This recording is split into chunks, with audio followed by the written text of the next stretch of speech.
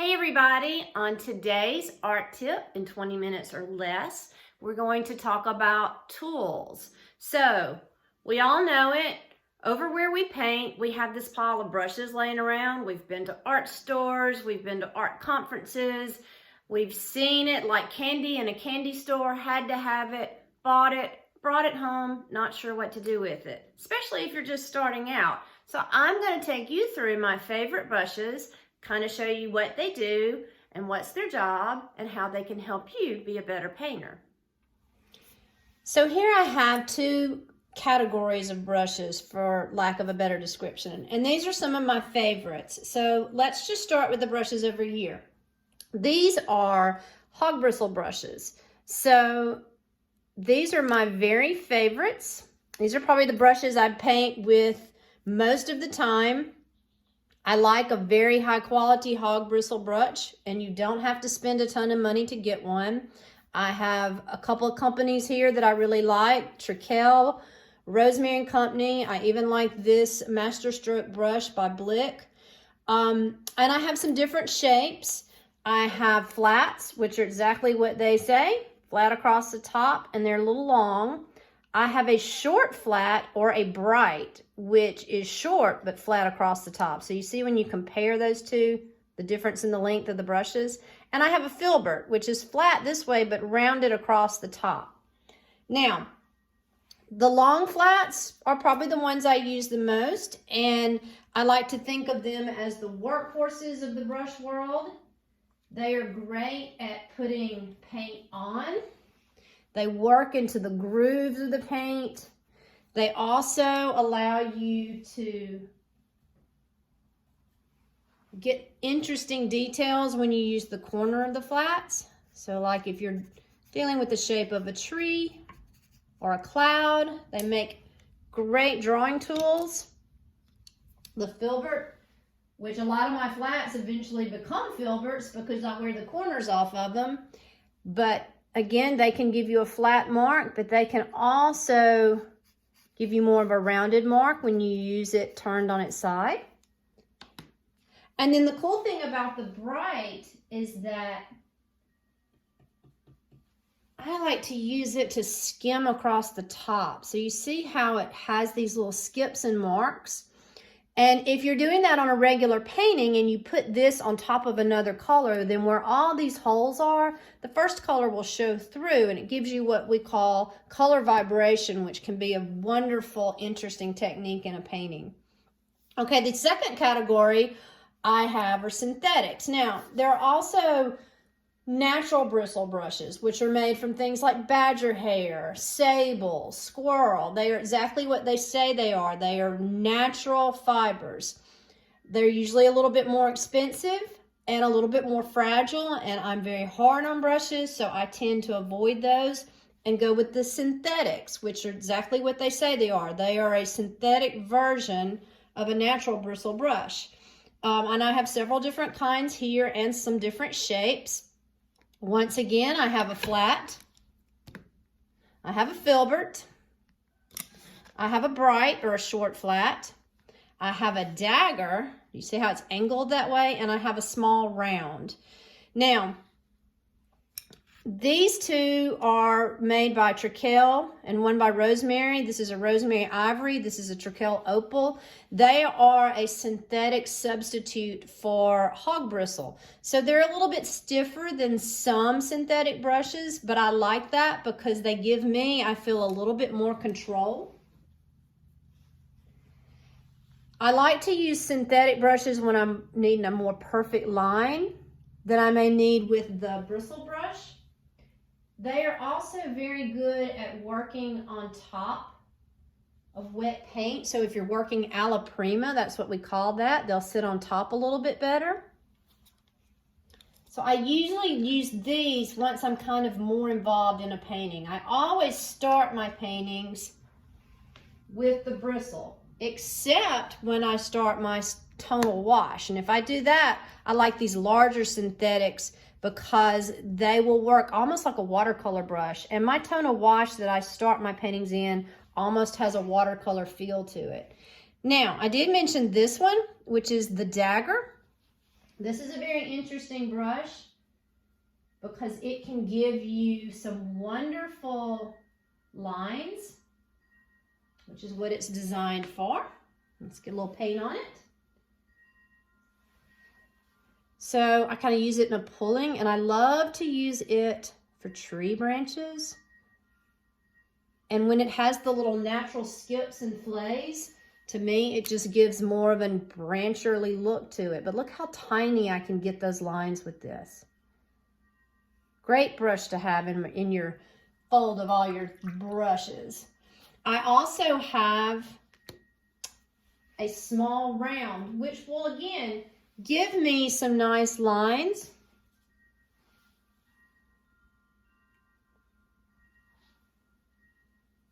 I don't think it has quite the control and flow that the Dagger does,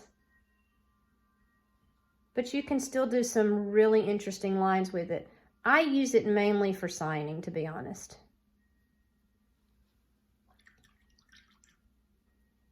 So, caring for brushes, if you hear me swishing over to the side, what I'm using is a mineral spirit called Gamsol, which is made by Gamblin. It is an odorless mineral spirit, which is completely odorless.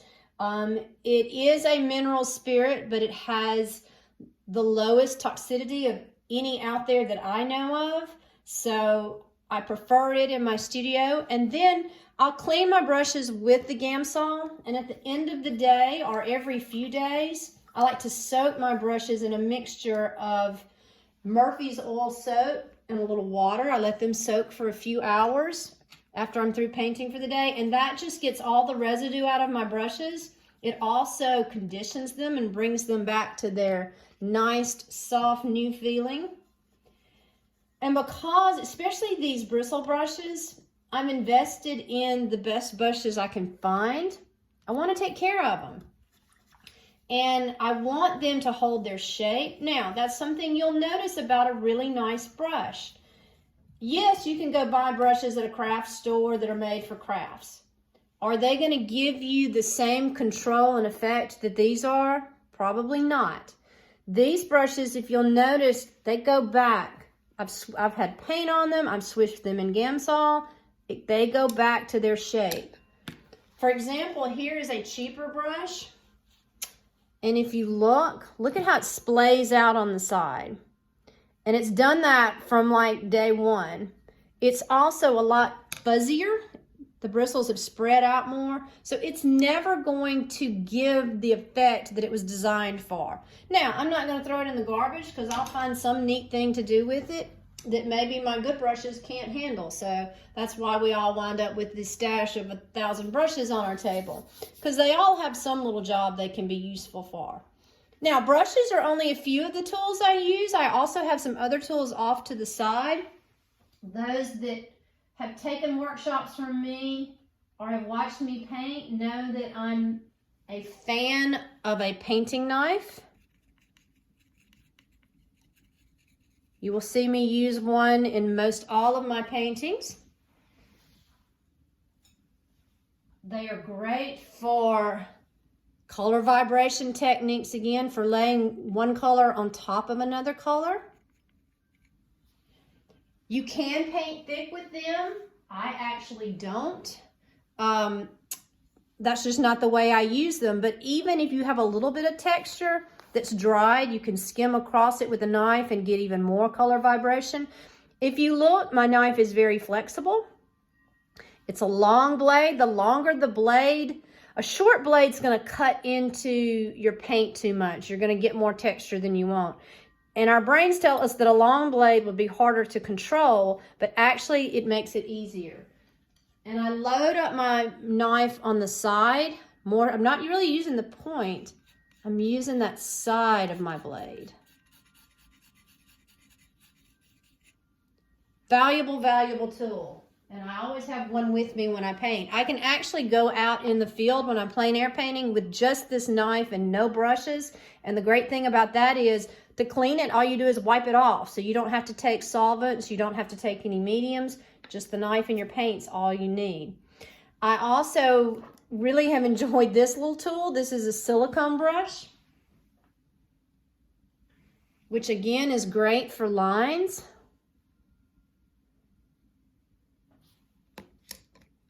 You can make nice branches with it, or grassy areas, or if you need a nice hard edge, say on the side of a building or something, you can lay it on with that. Lots of great uses for this. Again, easy cleanup. You just wipe it off. I will also use, these are actually silicone ends off of spatulas. You get at the dollar store. You can draw with them on real canvas. This is canvas paper I'm working on here. You can even erase marks out. You can thin marks that may have gotten too thick. Lots of fun tools with that, uses. And I like to have a credit card or a business card handy in case I want to scrape an area. Which again, another way to get interesting techniques and color vibrations. So there are lots of tools available, not just your brushes. Feel free to experiment and try different things. You will find that you may have a bucket full of brushes, just like I do on my table here, but you wind up using just a handful of the brushes out of the bucket. And like I said, I could even narrow mine down if I had to just these 2 flats. But get out there and try and experiment. See what the brushes do. See what you can do with things that are not brushes, with a knife, with a credit card or a business card. Play. That is the biggest thing in art, is to learn to play. And that's how you figure out exactly what all these tools are for.